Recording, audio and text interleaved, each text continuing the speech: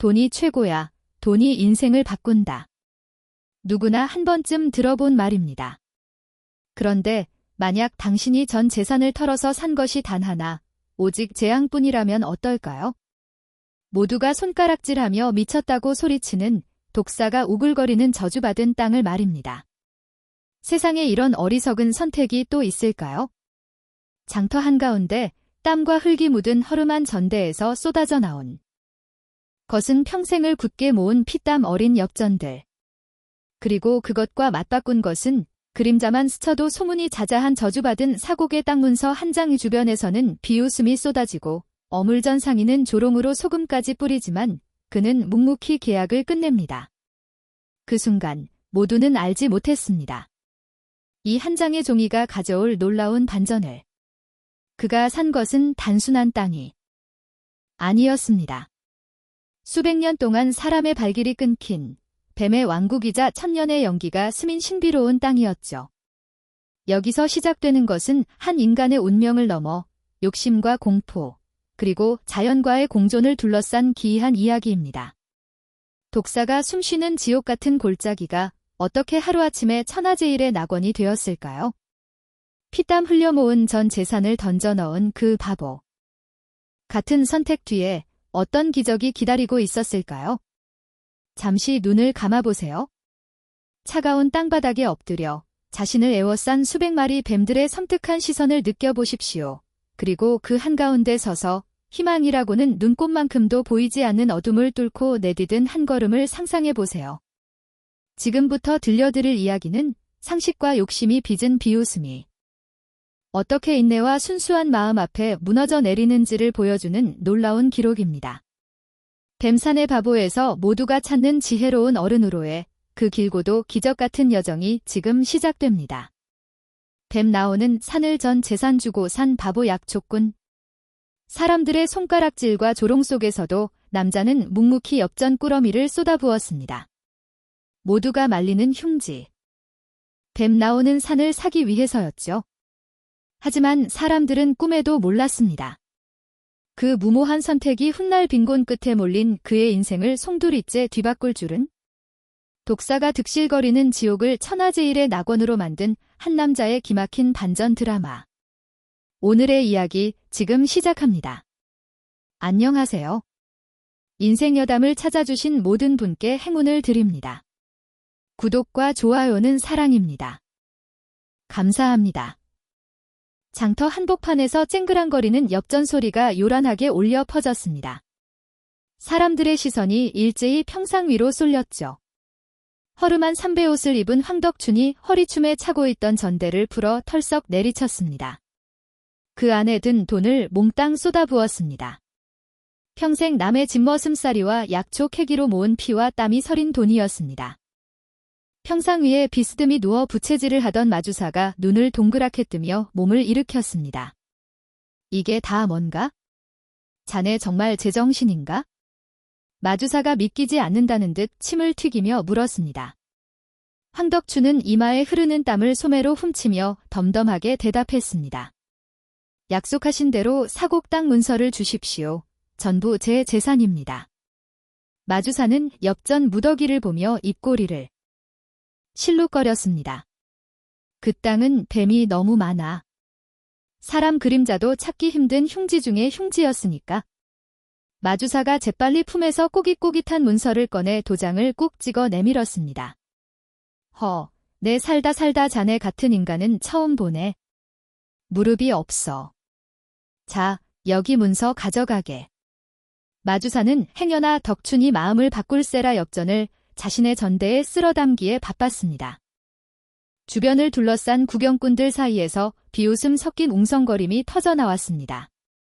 저 미련한 곰탱이 좀 보게. 독사굴에 제 발로 기어 들어가네. 그래. 평생 모은 돈을 뱀 구덩이에 처박다니. 귀신이 씌워도 단단히 씌웠지. 어물전 김씨가 생선 내장이 담긴 바구니를 정리하다 말고 덕춘을 향해 소금 한 줌을 팩 뿌렸습니다. 에이, 재수 없는 붓겠네. 썩 꺼져. 바보 천치 같으니라고. 하얀 소금 가루가 덕춘의 검게 그을린 얼굴과 어깨 위로 후두둑 떨어졌습니다. 덕춘은 아무런 대꾸도 하지 않고 묵묵히 얼굴에 묻은 소금을 털어냈습니다. 그의 곁에는 10살 남짓된 딸 소연이가 겁에 질린 표정으로 덕춘의 바지 가랑이를 꼭 붙잡고 있었죠. 덕춘이 쪼그리고 앉아 소연이의 눈을 맞추며 투박한 손으로 아이의 머리를 쓰다듬었습니다. 소연아, 겁먹지 말거라. 이제 우리도 우리 땅이 생긴 게야? 남의 집 눈치밥 안 먹고 살아도 된다. 이 말이다. 소연이가 울먹거리는 목소리로 덕춘의 소매를 잡아당기며 물었습니다. 아버지, 사람들이 거기는 무서운 뱀이 산다고 했어요. 정말 거기로 가요? 덕춘은 짐짓 흐뭇한 척 걸걸 웃으며 지게를 짊어졌습니다. 뱀도 생물인데 사람을 함부로 물겠느냐? 아비만 믿거라. 덕춘은 소연이를 지게 위에 조심스레 태우고는 서둘러 장터를 빠져나갔습니다. 등 뒤로 사람들의 조롱과 험담이 계속해서 따라붙었지만 덕춘은 한 번도 뒤돌아보지 않았습니다. 마을을 벗어나 산길로 접어들자 해는 서산으로 넘어가고 있었습니다. 길은 점점 험해졌고 풀숲에서는 정체를 알 수 없는 짐승들의 울음소리가 들려왔습니다. 한참을 걸어 마침내 사람들이 사곡이라 부르는 골짜기 입구에 다다랐을 때였습니다. 을씨년스러운 안개가 자욱하게 깔린 산 입구는 대낮에도 어둑어둑했습니다. 덕춘이 막발을 내디디려던 찰나였습니다. 별표 쉬익, 쉬익 이 별표. 불길한 소리가 들려왔습니다. 덕춘이 황급히 놀라 걸음을 멈추자 발 아래 아른거리는 풀이 일렁이는가 싶더니 시퍼런 독사 한 마리가 머리를 바짝 쳐들었습니다. 그것뿐만이 아니었습니다. 바위 틈, 나무 위, 떨어진 낙엽 더미 속에서 수백 마리의 뱀들이 일제히 모습을 드러냈습니다. 마치 약속이나 한 듯 길을 막아서는 뱀들의 눈은 섬뜩한 살기를 띠고 있었죠. 지게 위에 있던 소연이가 비명을 지르며 덕춘의 목을 꼭 안았습니다. 아, 아버지, 뱀이에요. 뱀. 덕춘은 식은땀이 등줄기를 타고 흐르는 것을 느끼며 뒷걸음질 쳤습니다. 그는 떨리는 손으로 바닥에 있는 마른 쑥을 한 줌 집어들었습니다. 부싯돌을 쳐서 불을 붙이자 매캐한 연기가 피어올랐습니다. 이 녀석들아, 길 좀 비켜라. 해치려는 거 아니다. 덕춘이 연기를 앞세워 뱀들을 쫓으려 했지만 소용없었습니다. 오히려 뱀들은 연기에 자극받은 듯 더욱 사납게 혀를 날름거리며 공격 태세를 취했습니다. 가장 앞에 있던 굵은 뱀 하나가 덕춘의 발목을 노리고 튀어오르기까지 했습니다. 덕춘은 황급히 지게를 감싸 안으며 뒤로 넘어지듯 물러났습니다. 이대로 무리하게 들어갔다가는 소연이까지 위험해질 것이 분명했습니다. 덕춘은 거친 숨을 몰아쉬며 산 입구에서 멀찍이 떨어진 큰 바위 아래로 물러났습니다. 안 되겠다. 오늘은 여기서 밤을 보내고 날이 밝으면 다시 들어가 보자. 덕춘은 지게를 내려놓고 챙겨온 멍석을 바위 밑에 깔았습니다. 소연이는 여전히 공포에 질려 덕춘의 품 안으로 파고들었습니다. 산바람은 차가웠고 어둠이 짙어질수록 뱀들이 내는 기괴한 소리는 더욱 크게 들려왔습니다. 덕춘은 겉옷을 벗어 소연이를 감싸주고는 아이의 등을 토닥였습니다. 괜찮다. 괜찮아. 아버지가 지키고 있으니 걱정 말고 한숨 자거라. 소연이는 덕춘의 품에서 훌쩍이다 지쳐 잠이 들었습니다. 덕춘은 잠든 아이의 얼굴을 내려다보며 깊은 한숨을 내쉬었습니다. 전 재산을 주고 산 땅인데 발도 들여놓지 못하는 처지가 기가 막힐 노릇이었습니다. 멀리 마을 쪽에서는 개 짖는 소리가 희미하게 들려왔고 눈앞에 사는 뱀이 사는 시커먼 입을 벌린 듯 덕춘을 노려보는 듯 했습니다. 덕춘은 품속의 땅 문서를 만지작거렸습니다. 종이의 감촉은 분명한데 현실은 차가운 바위와 땅이었습니다. 덕춘은 밤새 낫을 손에 꼭 쥔 채 뜬 눈으로 어둠 속을 응시했습니다. 반딧불 소리 하나 들리지 않는 정막 속에서 뱀들이 살을 비비는 소리만이 귓가를 맴돌았습니다. 새벽 안개가 걷히기도 전 산새 소리가 요란하게 아침을 깨웠습니다. 덕추는 뻣뻣하게 굳은 몸을 일으키며 찌푸린 허리를 두드렸습니다. 밤새 웅크리고 잔탓에 온몸이 쑤셨지만 지체할 시간이 없었습니다. 바위 위에서 곤히 자고 있는 소연이의 이마를 짚어보니 다행히 열은 없었죠. 덕추는 잠든 아이 곁에 보따리를 베개에 삼아 놓아두고 낫을 챙겨 들었습니다. 문이 깰 때까지만 얼른 다녀오자. 덕추는 비장한 표정으로 산비탈을 향해 발을 내디뎠습니다. 어제와 달리 뱀들이 보이지 않아 안심하려던 찰나였습니다. 발밑에 낙엽 더미가 불쑥 솟아오르더니 시커먼 그림자가 덕춘의 종아리를 향해 날아들었습니다. 으악! 덕춘이 비명을 지르며 낫을 휘둘렀지만 뱀은 이미 살점을 스치고 지나간 뒤였습니다. 바지를 걷어 올리자 종아리에 선명한 핏자국이 배어 나왔습니다. 독사는 아닌 듯했지만 쑤시는 고통이 밀려왔습니다. 그때부터는 전쟁이었습니다. 한 걸음 뗄 때마다 바위 틈에서 나무 위에서 뱀들이 튀어나왔습니다. 덕추는 낫을 허공에 휘두르며 필사적으로 약초를 찾았지만 눈에 보이는 건 맹독을 품은 살무사와 까치독사뿐이었습니다. 옷이 나뭇가지에 걸려 찢어지고 팔뚝은 긁힌 상처로 피범벅이 되었습니다. 결국 덕추는 제대로 된 약초 하나 캐지 못한 채 도라지 몇 뿌리만 손에 쥐고 허겁지겁 산을 내려와야 했습니다. 덕추는 절뚝거리는 다리를 이끌고 마을 약재상으로 향했습니다. 상처도 치료하고 도라지를 바쳐 소연이에게 먹일 살림이라도 구할 요량이었죠. 약재상 문을 열고 들어서자마자 주인 박씨가 코를 막으며 손을 내저었습니다. 어이쿠, 이게 무슨 비린내야? 당장 나가지 못해? 덕춘이 억울한 표정으로 도라지를 내밀며 애걸했습니다. 박씨, 사람 하지 마쇼. 이거 사국에서 캐온 싱싱한 도라지요. 뱀독은 안 묻었으니까 제값만 쳐주면 되잖습니까? 박씨는 빗자루를 들고 나와 덕춘의 발밑을 쓸어내며 소리쳤습니다. 이 사람이 누굴 죽이려고 환장했나? 그 산에 있는 건 풀 한 포기도 독초야. 재수 없으니까 썩 꺼져. 박씨가 덕춘을 문 밖으로 냅다 밀치자 덕춘은 힘없이 바닥에 나동그라졌습니다. 흙투성이가 된 도라지가 길바닥에 흩어졌습니다. 지나가던 마을 사람들이 혀를 차며 덕춘을 피해 돌아갔습니다. 우물가로 가서 목이라도 축이려 했지만 아낙네들이 물동이를 감싸며 쏘아붙였습니다. 어머, 저리 가요. 뱀 귀신 붙은 사람이 우물에 손대면 물 마른단 말이에요. 덕춘은 타는 목마름을 참으며 터덜터덜 산 입구로 돌아와야 했습니다. 바위 위에 앉아 아버지를 기다리던 소연이가 덕춘의 찢어진 옷과 상처를 보고 울음을 터뜨렸습니다. 아버지, 피가 나요. 덕춘은 애써 웃으며 소연이를 달랬지만 뱃속에서는 꼬르륵 소리가 요동쳤습니다. 그때였습니다.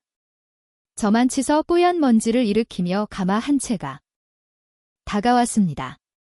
마주사가 가마에서 내리며 곰방대를 입에 물고 혀를 끌칫댔습니다. 째츠, 내 그럴 줄 알았지? 꼴이 그게 뭔가 거짓꼴이 형편없구먼. 마주사가 비릿한 웃음을 흘리며 덕춘에게 다가왔습니다. 덕춘이 흙 묻은 손을 털며 마주사를 노려보았습니다. 무슨 일이십니까? 땅을 되팔 생각은 추호도 없으니 돌아가십시오. 마주사는 코웃음을 치며 부채 끝으로 덕춘의 가슴을 툭툭 쳤습니다. 이 사람아, 고집도 정도껏 부려야지. 자네 딸년 굶어 죽는 꼴 보고 싶어서 그래? 내 특별히 인심 써서 땅값에 이자를 덜어줄 테니 문서 내놓고 떠나게. 덕춘의 눈에 핏발이 섰습니다. 전 재산을 주고 산 땅을 헐값에 도로 내놓으라니 도둑놈 신세가 따로 없었습니다. 그 돈이면 우리 소연이 죽을 그릇도 못 사. 먹입니다. 절대 못 팝니다. 덕춘이 고래고래 소리를 지르자 마주사의 얼굴이 불그락푸르락해졌습니다. 허, 이놈이 은혜를 모르고 그래? 내가 언제까지 버티나 보자. 내 오늘부로 말상인들에게 일러 이놈한테는 쌀 한 톨도 팔지 말라 할 테니 그리 알아. 마주사는 가마에 올라타며 바닥에 침을 뱉고는 사라졌습니다. 덕춘은 주먹을 부들부들 떨며 마주사가 사라진 길을 노려보았습니다. 소연이는 무서움에 덕춘의 등 뒤로 숨어 죽은 듯이 울고 있었습니다. 더 이상 물러설 곳이 없었습니다. 이대로 있다가는 굶어 죽거나 독사에게 물려 죽을 판이었습니다. 오기가 생긴 덕춘은 이를 악물었습니다. 그래, 죽기 아니면 까무러치기다. 내 꼭 힘으로 약초를 캐우고야 말겠다.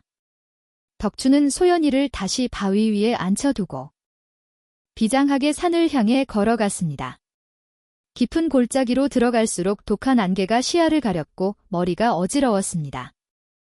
허기와 두통 탓에 걸음이 갈팡질팡 휘청거렸습니다.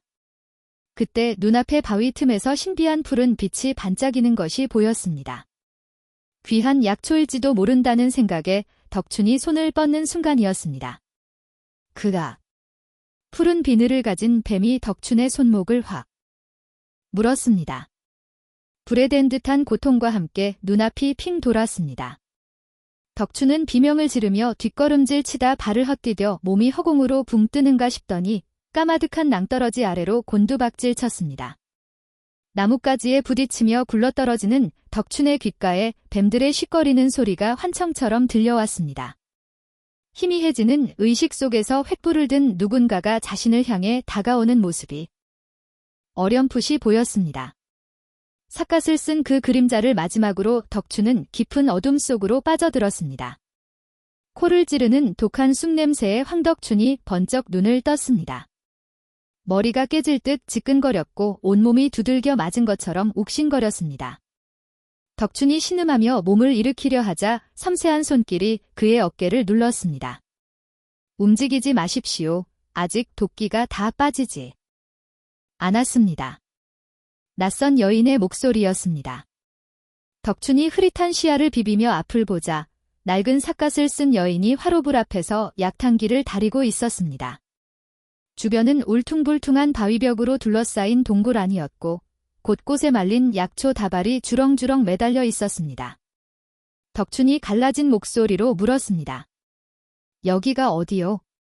낭떠러지로 떨어진 것 같은데. 여인이 삿갓을 살짝 들어올리며 덕춘을 바라보았습니다. 창백하지만 깊이 있는 얼굴, 바로 한소라였습니다. 그녀가 김이 모락모락 나는 약사발을 덕춘에게 건네며 말했습니다. 운이 좋으셨습니다. 친칠레에 걸리지 않았다면 뼈도 못 추었을 겁니다. 제가 발견해서 다행이지 하마터면 뱀들의 먹이가 될 뻔했습니다. 덕춘은 허겁지겁 약을 마시고는 자신의 다리를 내려다 보았습니다.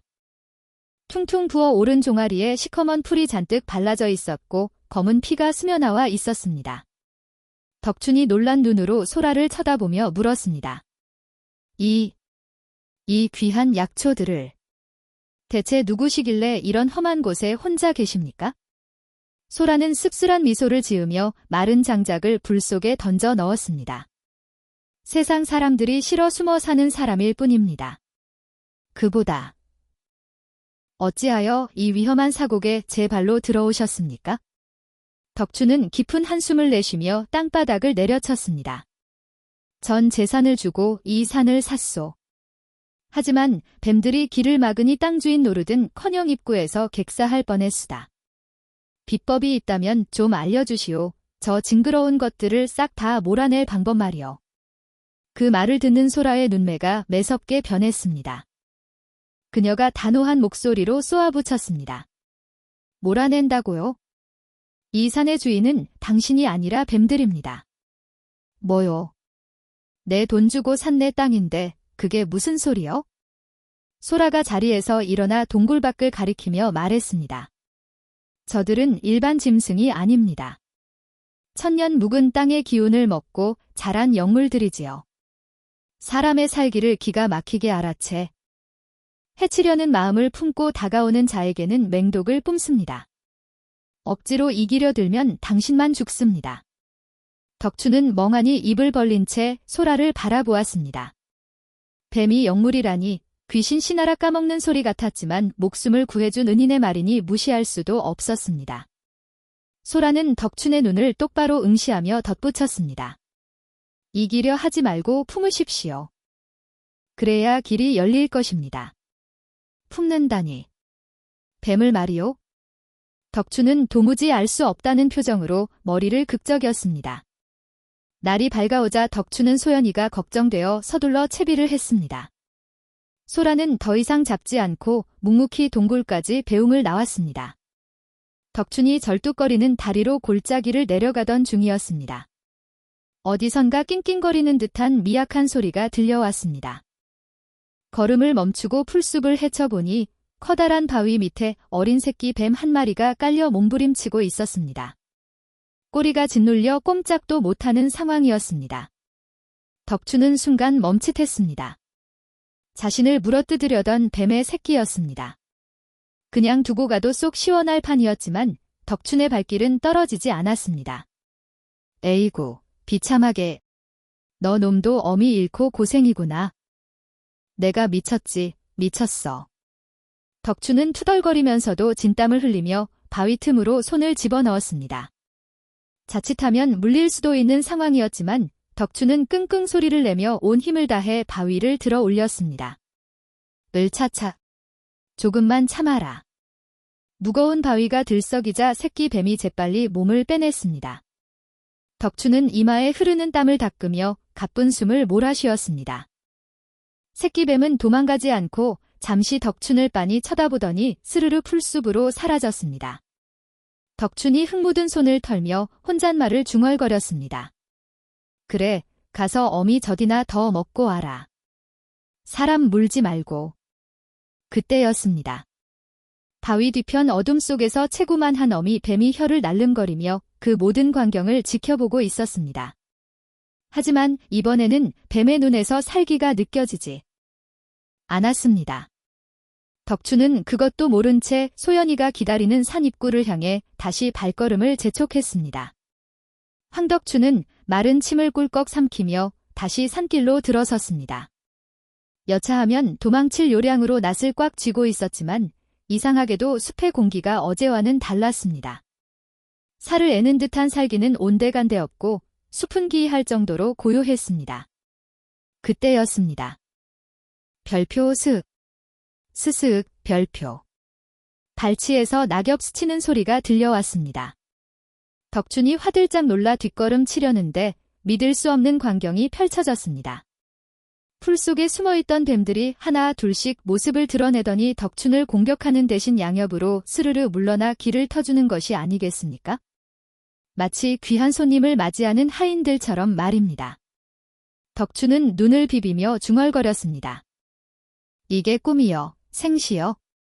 너희들 나를 아느냐? 그때 뱀 무리 사이에서 익숙한 작은 뱀 한 마리가 머리를 내밀고 혀를 날름거렸습니다. 아까 덕춘이 바위 밑에서 꺼내준 바로 그 새끼 뱀이었습니다. 녀석이 꼬리를 살랑거리며 앞장서서 기어가기 시작했습니다. 덕춘은 홀린 듯 그 뒤를 따랐습니다. 한참을 걸어 도착한 곳은 산의 가장 깊은 곳. 짙은 안개에 쌓인 웅덩이였습니다. 안개가 걷히자 덕춘의 입이 떡 벌어졌습니다. 보라빛 서리를 머금은 약초, 굴복지가 끝도 없이 펼쳐져 있었습니다. 전설 속에서나 듣던 자색삼이었습니다. 헉! 이게 다 무엇이요? 덕춘의 손이 덜덜 떨렸습니다. 저거 한 뿌리면 기와집이 몇 채요? 쌀이 몇 가만이지 세어조차 되지 않았습니다. 욕심이 날 법도 했지만 덕춘은 낫을 들어 마구잡이로 캐는 대신 무릎을 꿇었습니다. 굴복지 한가운데 체구만 한 바위 위에 다리를 틀고 앉은 거대한 우두머리 뱀이 그를 내려다보고 있었기 때문입니다. 덕춘은 바닥에 머리를 조아리며 떨리는 목소리로 말했습니다. 산신령님, 그리고 뱀님들. 이 미련한 놈이 욕심 부리러 온 게 아닙니다. 우리 딸내미 배 안 골게. 딱 한 뿌리만 가져가게 해주십시오. 덕춘이 진심을 담아 절을 올리자 우두머리 뱀이 혀를 길게 빼어 덕춘의 이마 앞을 한번 핥고는 스르르 바위 뒤로 몸을 감췄습니다. 허락이었습니다.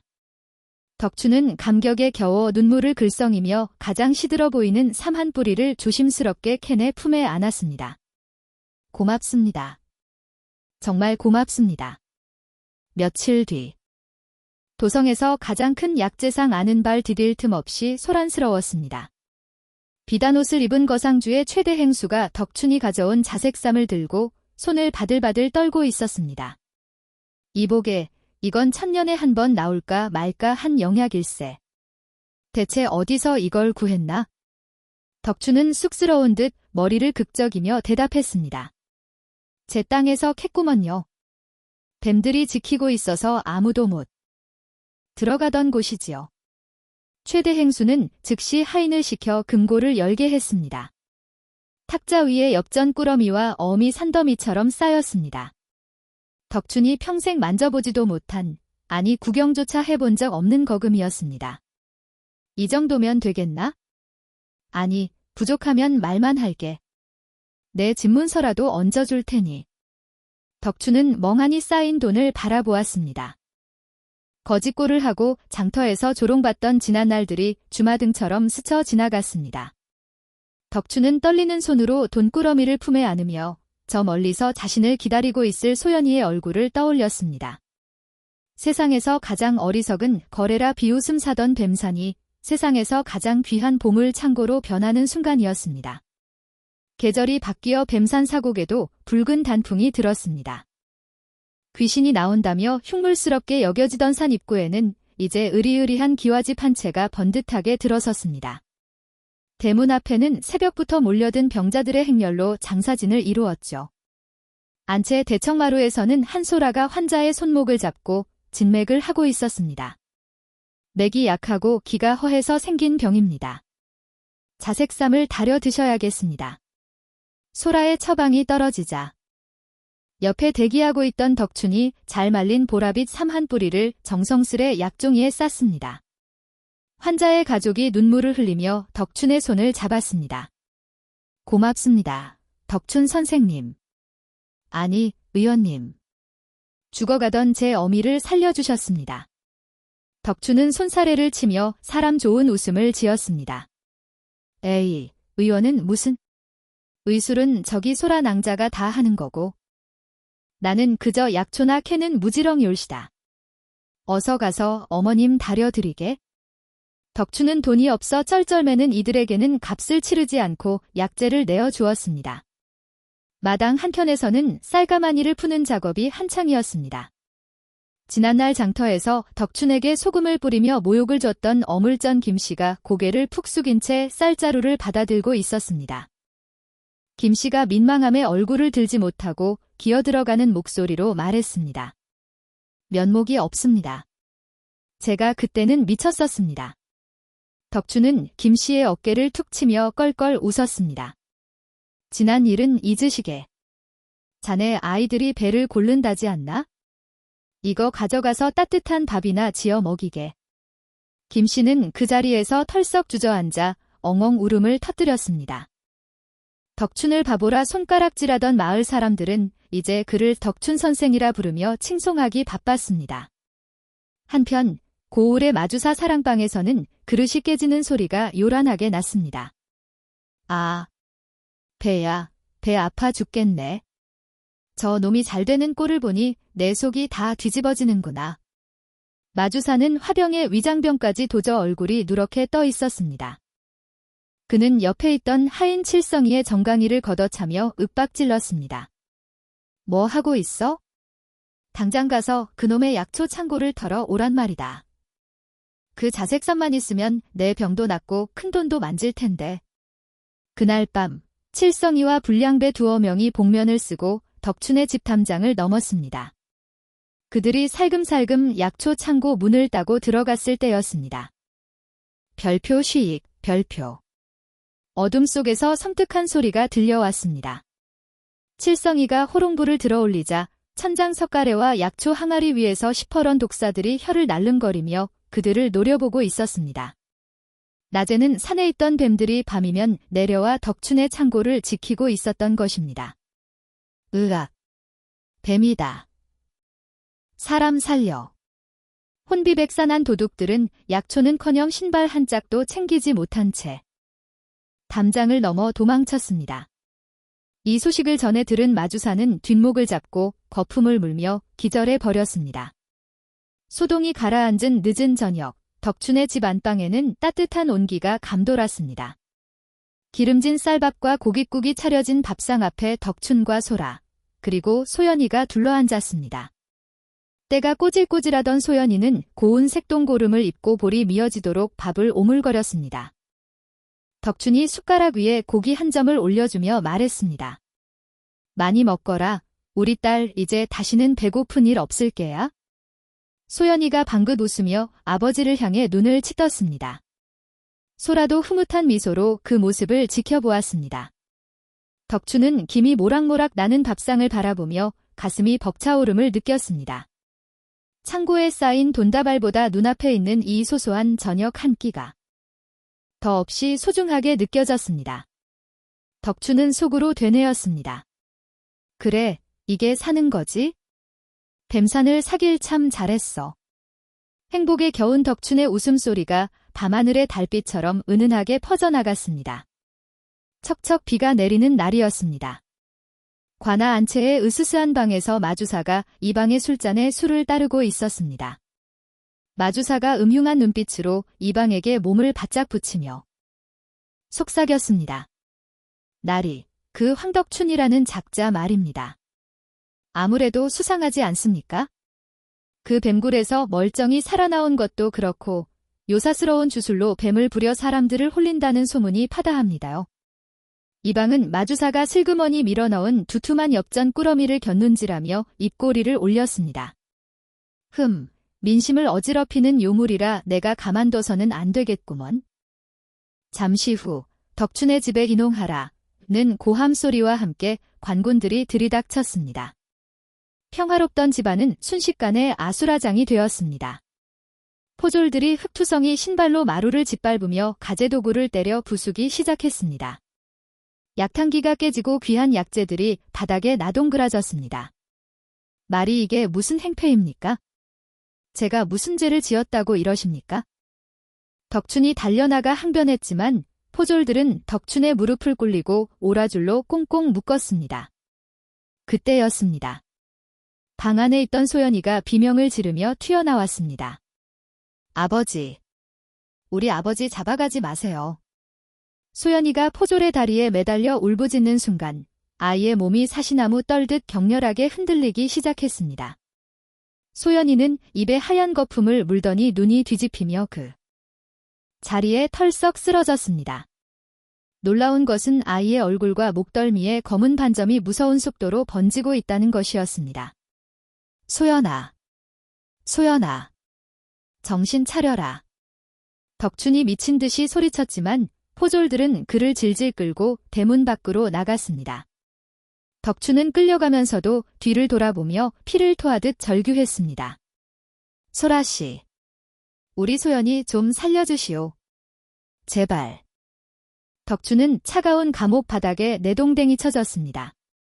그는 옥사의 창살을 붙잡고 이마가 찢어지도록 부딪히며 울부짖었습니다. 이방 나리, 제발 한 번만 봐주십시오. 제 전 재산을 다 드리겠습니다. 집문서, 땅문서 다 가져가도 좋으니 제발 저 아이의 곁으로 가게만 해주십시오. 덕춘의 처절한 울음소리가 감옥을 울렸습니다. 결국 덕춘이 숨겨두었던 자색삼과 재물을 모두 내놓겠다는 각서를 쓰고 나서야 옥문이 열렸습니다. 덕춘은 빗속을 뚫고 집으로 달려갔습니다. 집 안에는 무거운 침묵만이 감돌고 있었습니다. 소라가 식은땀을 흘리며 누워있는 소연이의 곁을 지키고 있었습니다. 아이의 숨소리는 금방이라도 끊어질 듯 가늘었습니다. 덕춘이 젖은 옷을 입은 채 털썩 주저앉아 물었습니다. 낭자, 우리 소연이 살 수 있는 거요? 대체 무슨 병이란 말이요? 소라는 침통한 표정으로 고개를 저었습니다. 단순한 열병이 아닙니다. 산의 연기가 뒤틀리며 생긴 흑열병입니다. 사람의 약으로는 고칠 수가 없습니다. 그럼 그냥 손 놓고 죽는 걸 지켜보란 말이요. 덕춘의 눈에서 굵은 눈물이 뚝뚝 떨어졌습니다. 소라가 잠시 망설이다가 결심한 듯 입을 열었습니다. 방법이 딱 하나 있긴 합니다. 이 산의 주인인 대왕뱀의 비늘을 다려 먹이는 것입니다. 허나 소라는 말을 잇지 못하고 입술을 깨물었습니다.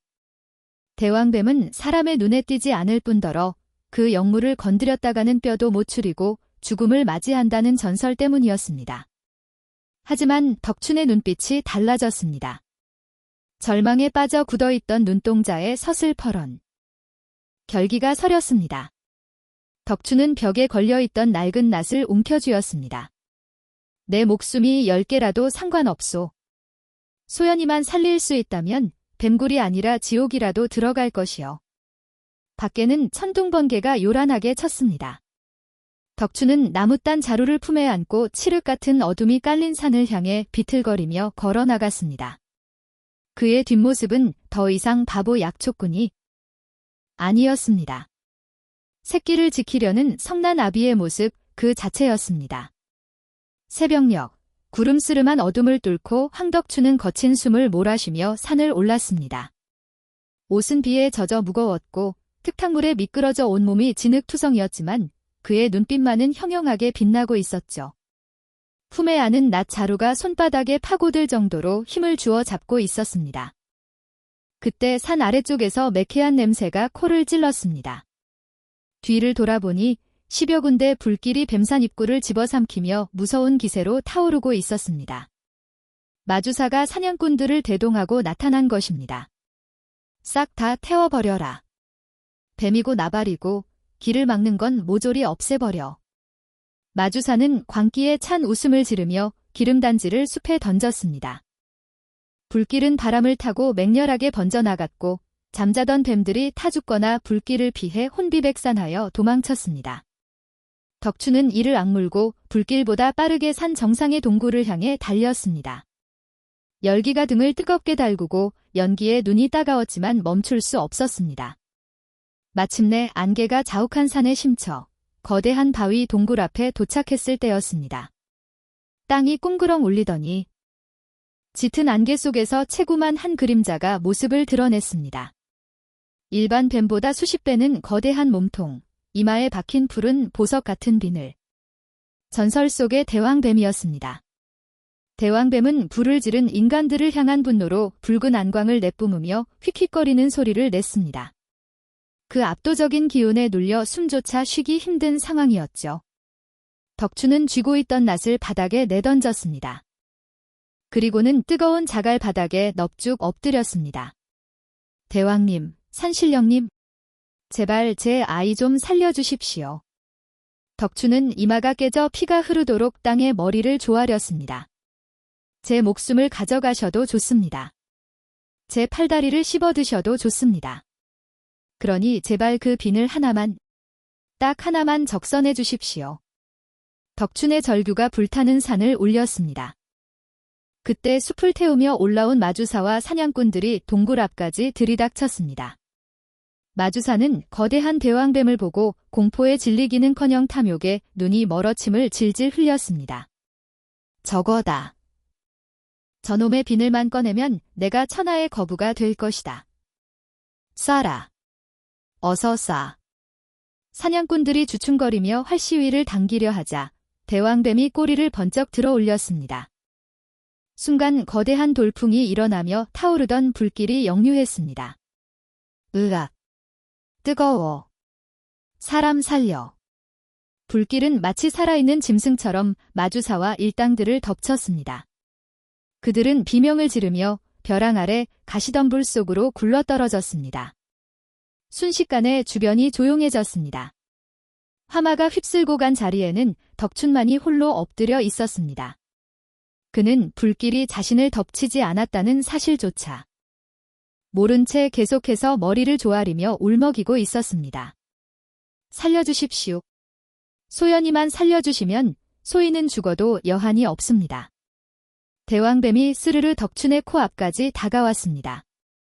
차가운 입김이 덕춘의 정수리에 닿았습니다. 덕춘이 두려움에 떨며 고개를 들자 대왕뱀의 맑은 눈동자가 덕춘을 내려다보고 있었습니다. 그 눈에는 분노 대신 가득한 연민이 서려 있었죠. 대왕뱀은 잠시 덕춘과 눈을 맞추더니 몸을 한 번 크게 뒤틀었습니다. 그러자 이마에 박혀있던 푸른 비늘 하나가 톡하고 떨어져 덕춘의 무릎 앞에 안착했습니다.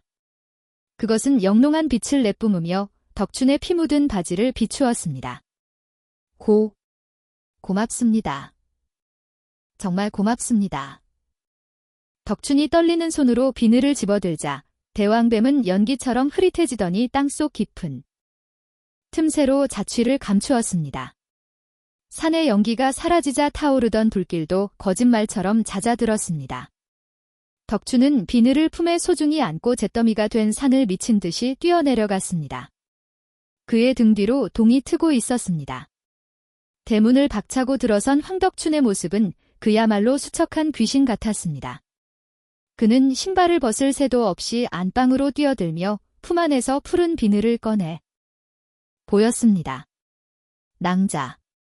구해왔소. 대왕뱀의 비늘을 가져왔단 말이오. 소라가 깜짝 놀라 덕춘을 맞이하며 비늘을 받아들었습니다. 비늘은 방 안을 환하게 비출 만큼 영롱한 빛을 뿜어내고 있었죠. 소라는 지체 없이 약기에 맑은 물을 붓고 비늘을 넣었습니다. 신기하게도 딱딱해 보이던 비늘은 물에 닿자 눈 녹듯 사라지며 푸른 김이 피어올랐습니다. 소라가 떨리는 손으로 약사발을 소연이의 입가에 가져다 댔습니다. 소연아, 어서 삼키거라. 이것만 먹으면 낫는다. 어서. 덕춘은 소연이의 손을 꼭 잡고 숨조차 크게 쉬지 못했습니다. 약물이 아이의 목구멍으로 넘어가자 기적 같은 일이 벌어졌습니다. 검게 타 들어가던 소연이의 피부에서 검은 기운이 쑥 빠져나가더니 창백했던 볼에 홍조가 돌기 시작한 것입니다. 얼마나 지났을까? 소연이의 감겨있던 눈꺼풀이 파르르 떨렸습니다. 아버지. 덕춘은 그 자리에 털썩 주저앉으며 아이를 으스러지게 끌어안았습니다. 오냐. 내 새끼, 아버지가 여기 있다. 이제 살았다. 살았어. 덕춘과 소라의 눈에서 하염없이 기쁨의 눈물이 흘러내렸습니다. 날이 밝자 마을은 또 한 번 발칵 뒤집혔습니다. 화마가 휩쓸고 간 뱀사는 시커먼 잿더미로 변해 있었고 그 많던 뱀들은 온데간데 없이 사라져 버렸습니다. 뒤늦게 소문을 듣고 달려온 마을 사람들이 곡괭이를 들고 땅을 파헤쳤지만 나오는 것은 쭈글쭈글한 도라지와 칠뿌리뿐이었습니다. 산의 연기가 사라지자 삶은 평범한 잡초로 변해버린 것입니다. 아이고, 내 돈이. 산이 황금산이라더니 다 헛소문이었어. 사람들이 허탈해하며 땅을 치고 있을 때 포졸들이 밧줄에 묶인 마주사를 끌고 내려왔습니다. 화상을 입어 붕대를 감은 마주사는 발버둥치며 소리를 질렀습니다. 이건 모함이야. 내가 누군지 알아? 이거 놓지 못해. 하지만 관아의 판결은 엄중했습니다. 산에 불을 지르고 사람을 해하려 한 죄로 마주사의 전 재산은 몰수되었고 그는 천리 박외딴섬으로 유배를 떠나게 되었습니다. 욕심이 부른 비참한 최후였죠. 덕춘은 잿더미가 된 산을 바라보며 뒷짐을 졌습니다. 이제 자색삼은 없었고 그는 다시 빈털터리 약초꾼으로 돌아갔습니다. 하지만 덕춘의 얼굴은 그 어느 때보다 평온해 보였습니다. 그의 곁에는 건강을 되찾은 소연이가 뛰어놀고 있었고 소라가 따뜻한 눈길로 그를 바라보고 있었으니까요. 낭자. 비록 돈줄은 끊겼지만 마음은 부자가 된 기분이요. 우리 이 산에 다시 나무를 심읍시다. 뱀도 사람도 쉬어갈 수 있게 말이요. 소라가 고개를 끄덕이며 미소 지었습니다. 그럽시다. 뱀들이 언젠가 다시 돌아올 수 있도록 아주 울창한 숲을 만들어주지요. 세월은 유수와 같이 흘러갔습니다. 검게 탔던 민둥산은 어느새 푸른 숲으로 변해 온갖 새와 짐승들이 뛰노는 낙원이 되었습니다. 독사가 사라진 산에는 마을 아이들이 올라와 진달래를 따고 노인들은 정자에 앉아 바둑을 두며 한가로이 시간을 보냈습니다. 하얗게 센 머리를 한 덕춘이 나무 그늘 아래 평상에 앉아 부채질을 하고 있었습니다. 그 곁에는 훌쩍 자란 소연이가 깎아놓은 참외를 내밀며 물었습니다. 아버지. 그때 정말로 직체만 한 뱀이 아버지를 보고 울었어요. 덕춘은 껄껄 웃으며 아이들의 초롱초롱한 눈망울을 둘러보았습니다. 그렇단다. 자식아. 짐승도 진심을 알거든. 사람이 욕심을 버리고 마음을 주면 뱀도 친구가 되는 법이란다. 바보라 놀림받던 약초꾼은 이제 마을에서 가장 지혜로운 어른이 되어 있었습니다. 그가 전 재산을 주고 샀던 뱀 나오는 산은 이제 돈으로는 살 수 없는 평화와 행복이 가득한 진짜 보물산이 되어 마을을 포근하게 감싸 안고 있었습니다. 산들바람이 불어오자 나무잎들이 사각거리는 소리가 마치 뱀들이 덕춘에게 보내는 인사처럼 들려왔습니다. 지금까지 이야기 잘 들으셨습니다. 구독과 좋아요, 댓글 하나만 남겨주세요.